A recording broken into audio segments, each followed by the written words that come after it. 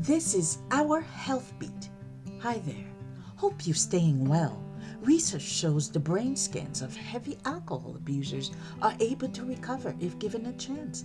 I hope you find this information useful. It seems that temperance is a good thing after all. Our health and well-being depend on it. Our Health Beat, a podcast about our health and well-being. Alcohol. Is wine good for you? Research suggests that drinking a glass of wine is good for you with a combination of Mediterranean diet. According to this article, can a glass of wine benefit your health? From healthline.com, that was published on August 27, 2019. However, excessive amount of drinking can be harmful, the same article stated. Is it true? It sounds like to enjoy the benefits of red wine, a special diet and lifestyle has to be maintained as well. So what really happens to us when we drink fermented wine? Apparently, alcohol drinks affect the two major organs in our bodies that sustain us. And you guessed it right, the heart and the brains. What do the experts say though? Well, according to this article, Alcohol and Heart Health, Separating Facts from Fiction, from hopkinsmedicine.org, excessive alcohol intake can lead to high blood pressure, heart failure, or stroke.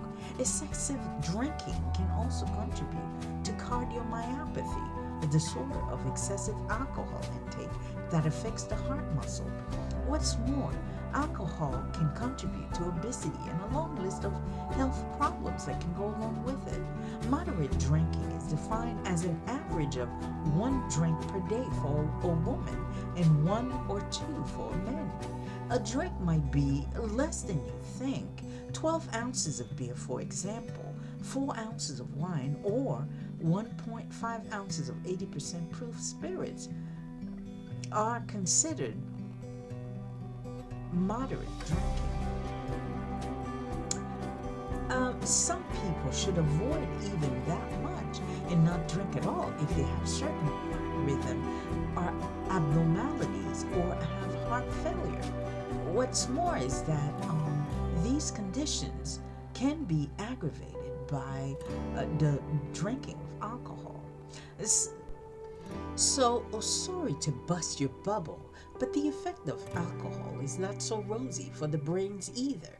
According to this article, 5 Scary Ways Alcohol Damages the Brain, that was published on August 2nd, 2019, from www.amenclinics.com Psychiatry Services.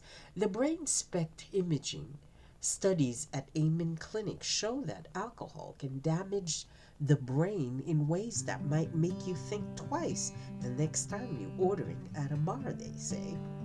But the brains of heavy alcohol abusers show potential for recovery.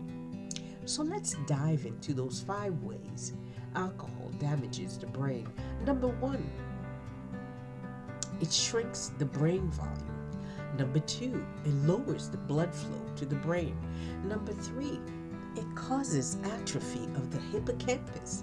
And number 4, it reduces the number of new brain cells. Number 5, it increases the risk of dementia.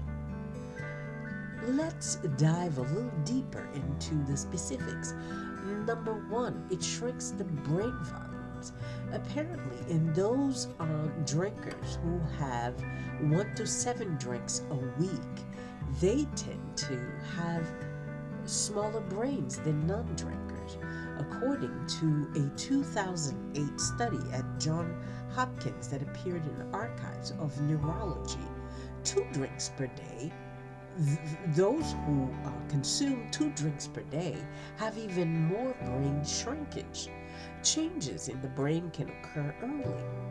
A 2020 study in Scientific Report found that moderate drinking was associated with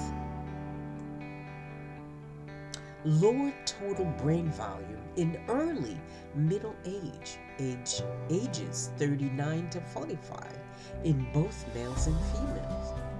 Number 2, it lowers the blood flow to the brain. The brain scans of heavy drinkers show reduced overall blood flow to the brain. When levels are low, it can lead to a laundry list of problems: brain fog, poor decision making, trouble concentrating, impulsivity, and more. It's especially important to know that low blood flow on the brain scans is the number one predictor of future memory problems in Alzheimer's disease. Wow. Number 3, it causes atrophy of the hippocampus. So drinking 1 to 2 glasses of wine a day, which is considered moderate drinking, leads to atrophy in the hippocampus. The hippocampus is a critical brain region for learning and memory, and that is involved in allowing both sides of the brain to communicate effectively.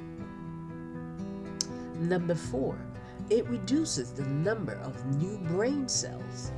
God knows we all need our new brain cells. Excessive alcohol consumption lowers the generation of new brain cells, according to animal research presented at Neuroscience in 2009. Cells formed in a 63% reduction in the survival rate. Number 5, it increases the risk of dementia. Compared with non-drinkers and light drinkers, moderate to heavy drinkers have a 57% higher risk of dementia, according to research in the Journal of Gerontology, Series A. Drinking can literally make you lose your mind. That's according to amenclinics.com.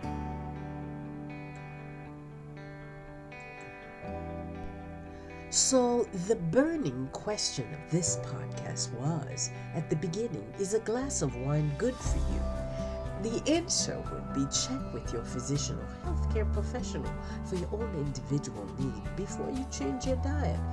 My gut feeling, though, would say apparently not so much, especially if you have irregular heartbeat and if you want to keep your brain cells intact.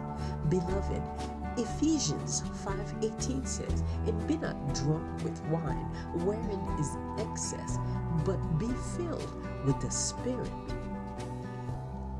Speaking to yourselves in psalms and hymns and spiritual songs, singing and making melody in your heart to the Lord. Temperance is one of God's 8 laws of health, as Ellen G. White talked about in her writings. It looks like science and the Bible agree with her. So join our future series in this podcast as we explore the 8 laws of health for our health beat, our health and well-being. Beloved, thank you for spending your precious time with us. Hope this information was useful to you. See you next time on Our Health Beat, a podcast about your health and well-being. Our Health Beat, a podcast about our health and well-being.